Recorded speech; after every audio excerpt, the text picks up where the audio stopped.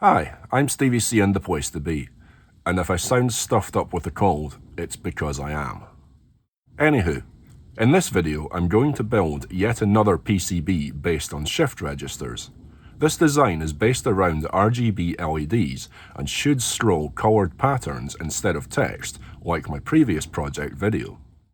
So as usual, I'm soldering everything in order of height, soldering one pin or leg, then levelling, and using blue tack if necessary to hold stuff in place. First the diodes and resistors, which are 1N4007 standard diodes, 1K for the base resistors, and mostly 33 ohms for the drive resistors.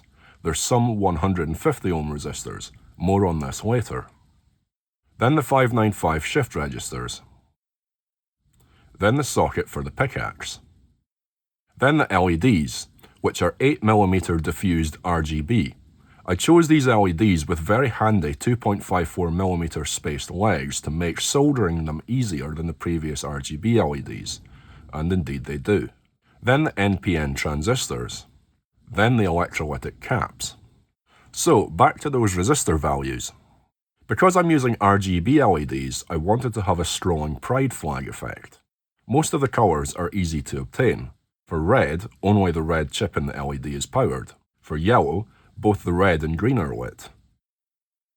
This is just the green chip. Cyan is green and blue. This is just the blue. And pink is both red and blue.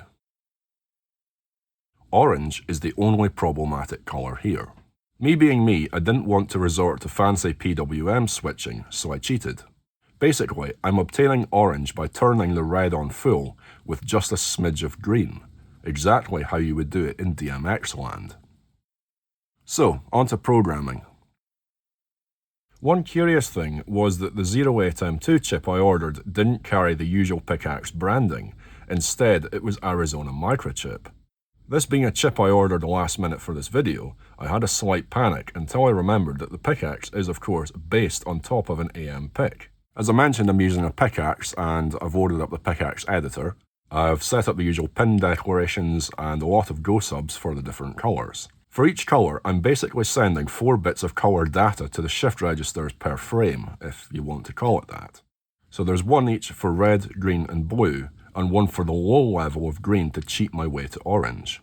So for pink, for example, I cycle the clock and serial, then just the clock twice, then clock and serial once more. So let's press the magic button, install the chip, and see if it works. The end product will be powered by USB, but just in case it draws more current than I calculated, I've attached 2 wires to run it from my bench power supply for the moment. Nothing. What the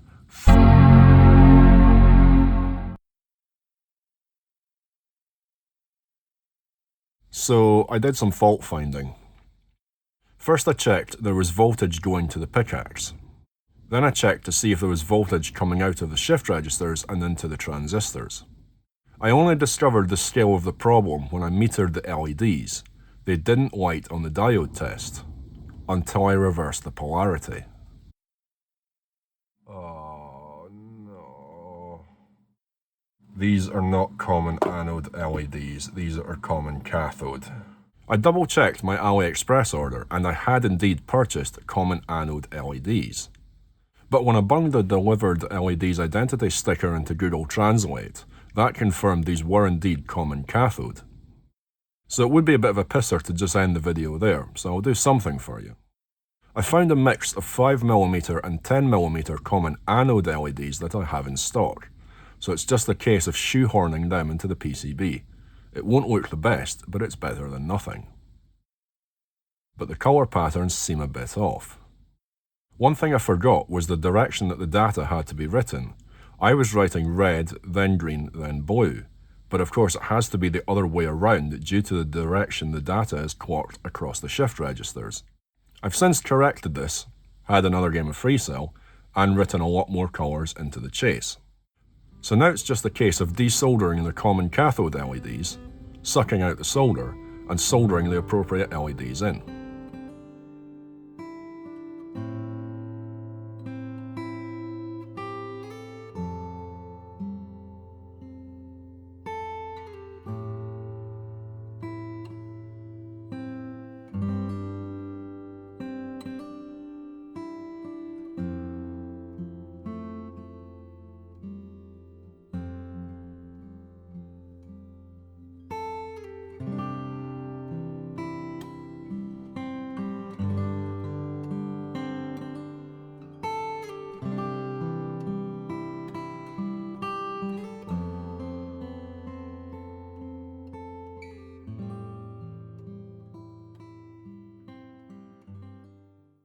So there we go. Not the best looking project because of all the mismatched LEDs, but at least it actually operates as expected.